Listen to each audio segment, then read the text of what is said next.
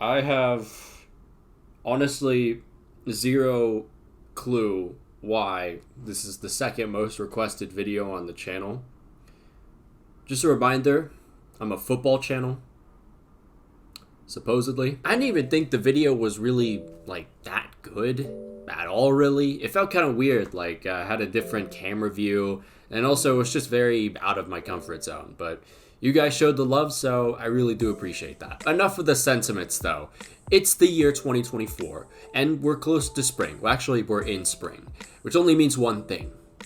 Eurovision is almost here, baby. Before we get into everything, though, by the way, I am going to be doing a watch-along of the whole final for Eurovision. So if you want to see my reaction and all that kind of stuff, I'll be streaming on Twitch here. I think it's going to be a really fun time. I usually am a lot more fun on the non-football streams. At least that's how I feel about it. So yeah, if you have time or whatever, go and definitely watch that stream if you can. Now, for those who didn't watch last year's video, what is Eurovision exactly? Well, just like the last video, it's like a song contest unlike any other. Every year you'll hear a wide variety of music. Some you may be familiar with and some you won't be, but we'll be bumping to for the next few weeks. But it's not just a song contest, it's more so a live stage performance contest. So even the weirdest of entries can easily become fan favorites for how wacky and entertaining they are. But for me, why I love it so much is just the experience of it, because you will feel entranced and feel the highs of a performance that just absolutely cooks. But at the same time, you can also experience the lowest of the lows from the exact opposite. I'm still mad about this, Lavinia. What the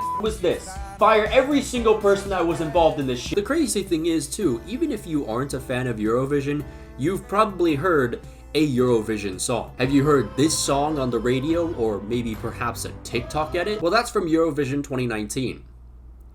So they should have won. Or how about a real classic? Did you know that Epic Sax Guy was also from Eurovision? Anyways though, enough of the exposition. How does the competition work? Let's go over the voting format first. There are two ways you can earn points, through the national jury and the televote. Each participating country has both of these, and each avenue can award points to 10 different nations excluding their own. Points range from 1 to 8, and the big earners can get either 10 or 12 points. The national jury is basically the higher-ups, who are quote-unquote the professional judges. All you really need to know about them is that they hate fun, and also for some reason they also hate Norway. Now let me say I'm the biggest hater. I hate the way that you walk, the way that you talk. I hate the way that you dress. But for as much vitriol I have towards them, they are kind of a necessary evil. Now the televote on the other hand is basically just the people's vote. These votes give you a better idea of what Europe thinks about each song. And now even the rest of the world. That's right, last year I was able to vote.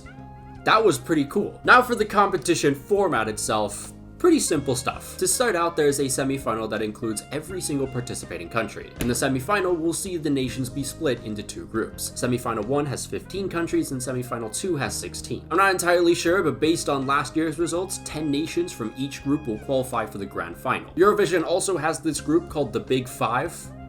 I think that's what they're called. It includes Germany, France, the UK, Italy, and Spain. These guys are the top financial contributors to the contest, so they actually automatically qualify for the grand final, but they still do perform in the semis like everyone else. That also goes for the reigning champions, Sweden. So in total, there will be 26 teams participating in the final. Now, time to rank some songs, but actually not yet, because I need to get my mind off 2023's Eurovision. To this day, I am still disappointed and extremely pissed off that Finland somehow didn't win. And who else than the jury to once more f*** over another Scandinavian country? This competition could have been in Helsinki, but no, they don't like fun. They just simply do not like fun. Trust me though, there were plenty more war crimes for the jury. In particular, Norway again. Norway were absolutely shafted last year, and they still managed to finish top 5 because of the televote. And the treatment for Croatia was even worse, but thank God once again for the televote who came in clutch. I will say though, the jury did cook once, and it was with Estonia. Also, it appears Germany can never win for some reason. They put out a banger last year, and even then, it finished bottom. It really makes no sense. And finally, Blanca, I owe you an apology. Perhaps corruption and nepotism isn't so bad after all. Jokes aside, the song got way more hate than it should have. Me included. I don't know if it was the Blanca memes before the show started, or the fact that the song actually just kinda slaps, But Blanca, I'm sorry, I apologize, I was simply not familiar with your game. Alright, time to rank. Take a look at yourself, 'cause that is what you need to do. I hate this song. I'm sorry, I honestly despise it. Everything just irks me the wrong way. The lyrics, the music, the awkward hook, everything. This song for me just feels like I'm hearing a bunch of different pop aspects that I already don't like clashing to create some hell spawn. Oh, Maxwell, did the song hit too close to home? Yes, I saved Skunk when I was younger.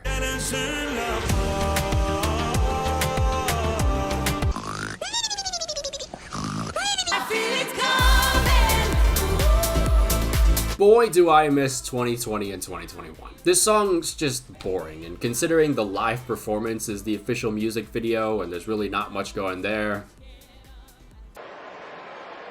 I'm not feeling it. Usually, I like Moldova. But this year, I'm not feeling it. I'll give Natalia Barbu this. It's got a nice message about finding your true self, but that's really all I can say. I guess last year was an anomaly, because we are back to the same boring ass entries from Germany. Someone please steal billions from their national bank and give it to one of the Scandinavian countries so one of them can be the highest financial contributors. Sisters, Walmart gym class heroes, England in 2020, but German, I'm done, man. I'm a titan in disguise. つまり巨人の正体は人間であると。 I won't give up, fight till the end. I will never break, I am unstoppable. You know, Eurovision has like 8 of these every year. I'll give the artist this, it's got a good hook and some decent energy, but at the end of the day, it's pretty generic. I always love a little creative inspiration, a little think outside the box, if you will. This song is, according to the artist, inspired by Veronica of Desinis, who was the first woman to be convicted of witchcraft in Slovenia. The idea here is that Veronica is a woman of power and can be found within each of us, as you can see in the hook of I am, you are Veronica. Aside from the meaning, it's aight. Vocals are pretty phenomenal, and also there's like a little mystique to the song that I like.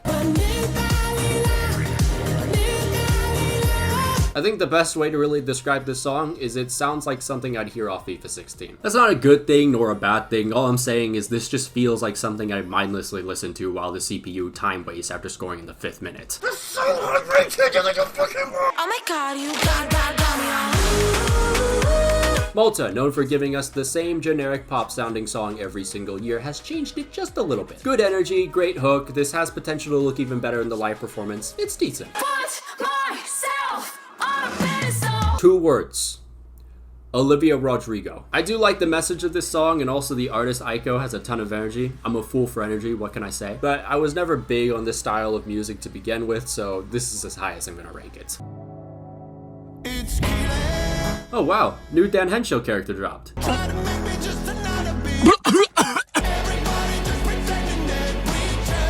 This is a song about how a hegemonic society breeds insecurities that hold us hostage. It's a great song, powerful in its words, but just like last year with Latvia, it just doesn't really feel like a Eurovision song. That's not to take away from the quality of the actual song itself, I'm just saying that it probably won't perform that well. I always enjoy what Portugal puts out, just a very different kind of vibe to most countries, and this one is no exception. But the funny thing is, it's ranked kind of low, mainly because A, it's just not as good as the other Portugal entries, and also B, this year it's kind of stacked. Luxembourg returned to Eurovision for the first time since 1993. To put that into perspective, this is the song they last entered.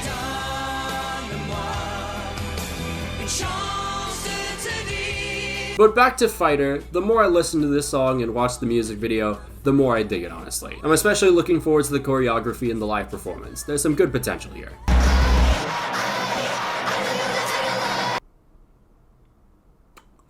I don't really know where to start here. Listen, I'm not gonna be like one of those tacticos who pretends to like Man City, Arsenal. this just isn't for me, alright? But I will say that I do like some aspects of the song and just the overall aesthetic we're seeing here. And I'll also give Ireland its flowers because for once they actually experimented. But going back to the aspects, I really like the two different worlds within the song. They're very creative. There's like this witch room with dark and creepy features, and this dream world which, you know, is supposed to be a dream, but something just doesn't feel right about it. I love that. I have no idea at all what the live performance will look like, but I'm excited because if it works upon its strengths, it could really be good.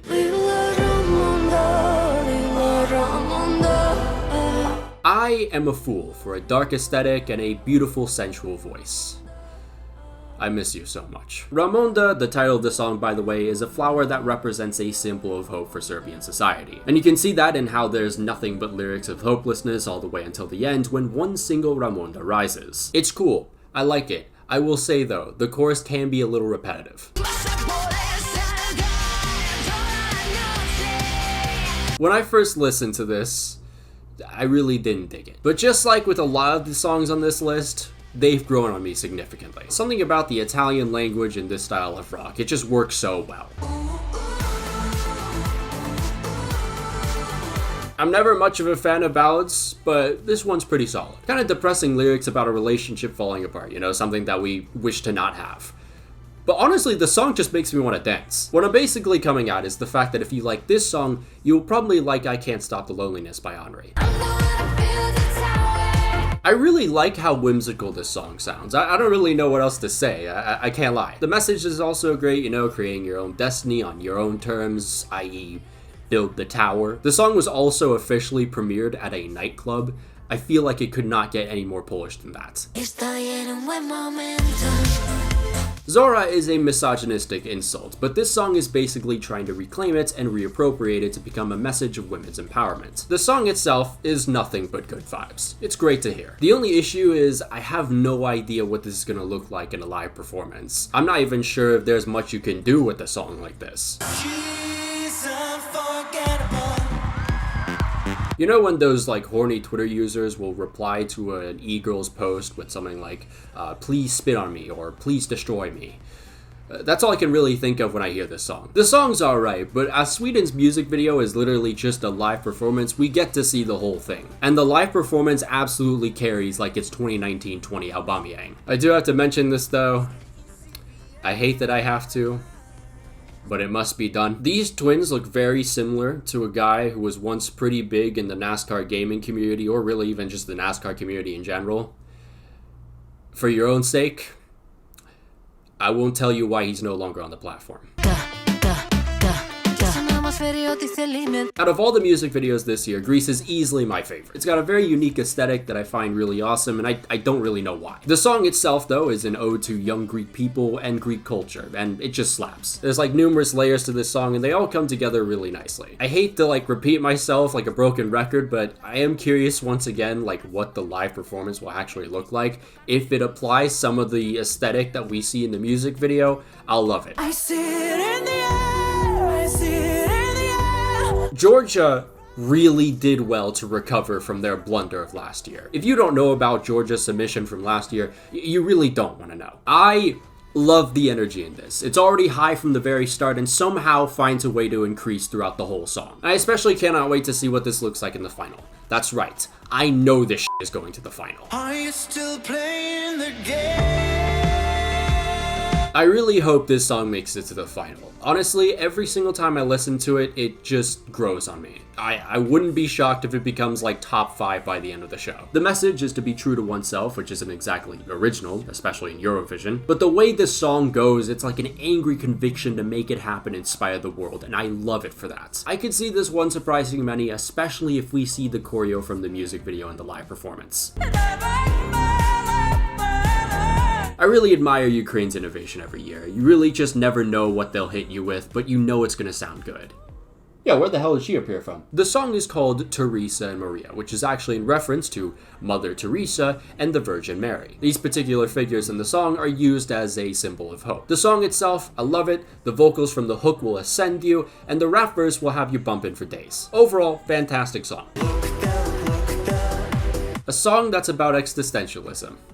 My favorite. This It is really catchy. And it also reminds me of a song that Lithuania entered in 2020, On Fire. A song that had a really good chance to win, but yeah. There's a lot of the same I hear and see in that song, so I'm really excited about this one.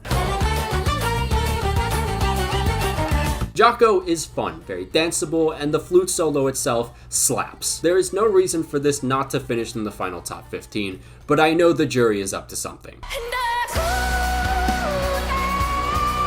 No country does a better job of using folklore in their songs than Norway, and this one might be the best one yet. There's an explosiveness to this song that no other entry can come even close to, and the way it's built up is nothing but fantastic. This reminds me a lot of 2019's song, but instead of EDM, 2024 utilizes folk rock and even herd calls. Great song, even better innovation.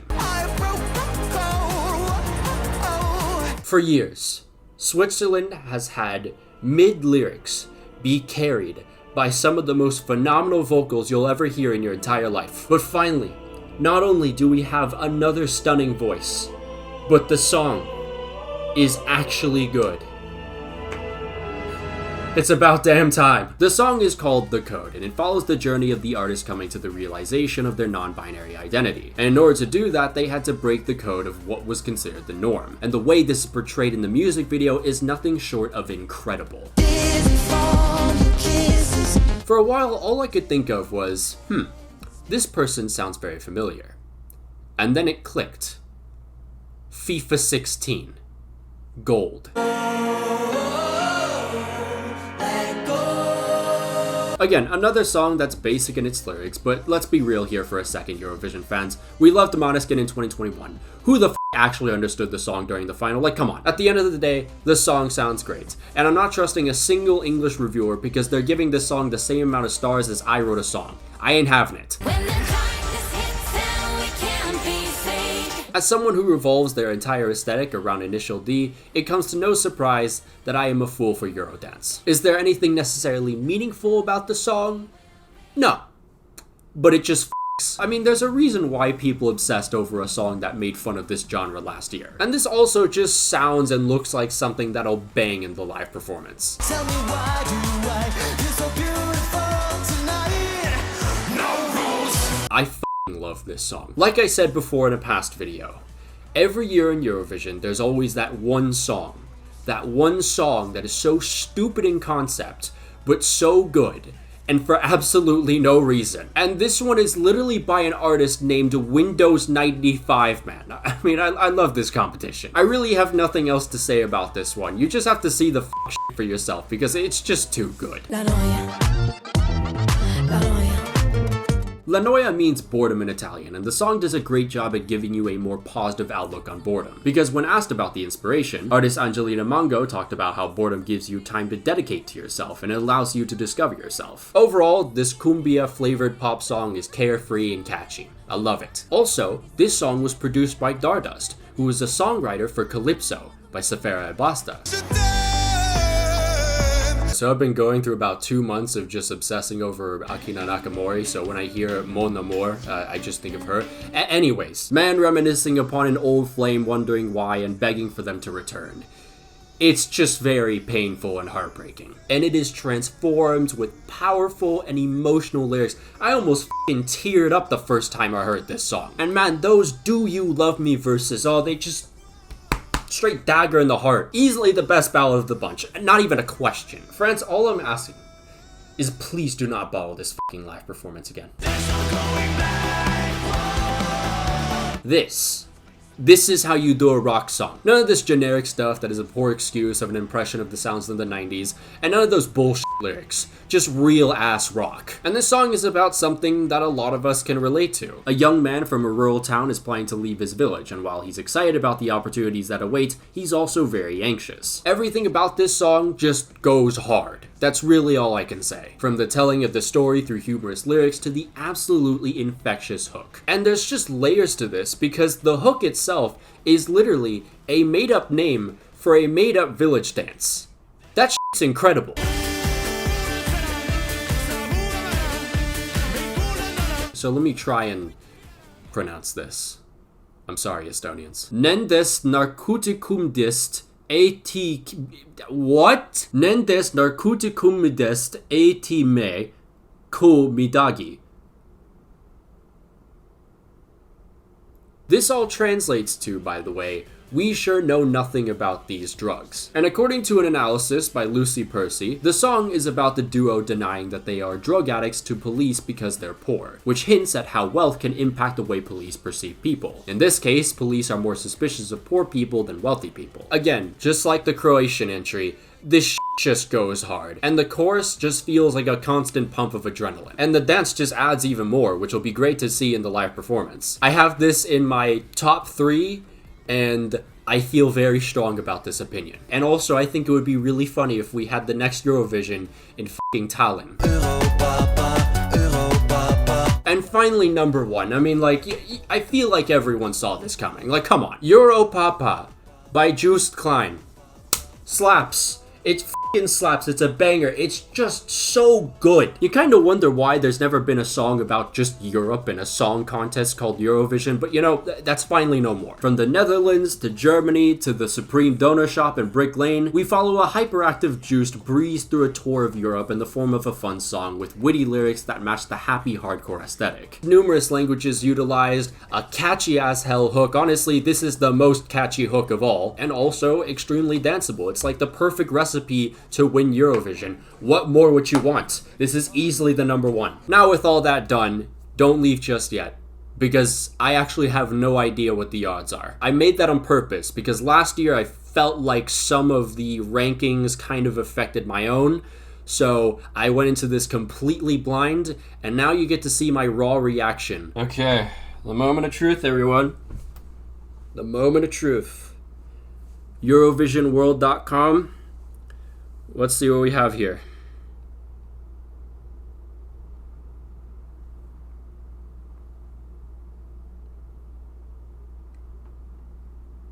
Switzerland. The top 5 is Switzerland, Croatia, the Netherlands, Italy, and Ukraine. Okay, which one's gonna really piss me off? That's what I'm looking for. Ireland is 9th. Oh my god. Ain't gonna lie, bro. Sometimes, like, late nights, I just cry like a motherfucker. Croatia, I can see how people really like this one. The Netherlands, same thing. I honestly thought the Netherlands would be up there as like the very top. Like, I'm kind of surprised by that. These are just betting odds though. Anything can happen. Anything very much can happen. So, that's cool. All right. But yeah, that's another Eurovision 2024 video. I'm sorry that I took like so long to get out. I've been sick. I've been going places. I've had video essays and other videos to work on. So, you know, I had to find a moment to make this video, and I finally found it. Hopefully this video does as well as the previous one, but we'll see. But yeah, who do you guys think will win Eurovision? Let me know down below. And also, give me your rankings. I want to see them. Also, another thing, I really do appreciate the love that you showed on the last video, and I really appreciate you guys requesting the Eurovision video for this year. And it also just means a lot that this was the 2nd most requested video, like not a football topic, which kind of makes me feel like I can do more than just football, which makes me feel good because there's like so many different ideas I've had of making videos that aren't football, and it makes me feel more comfortable to try stuff like that. Even if it does bomb, like, it's just, you know, I know there's people out there, maybe not the whole audience or whatever, but I know there's people out there that are willing to give it a try. So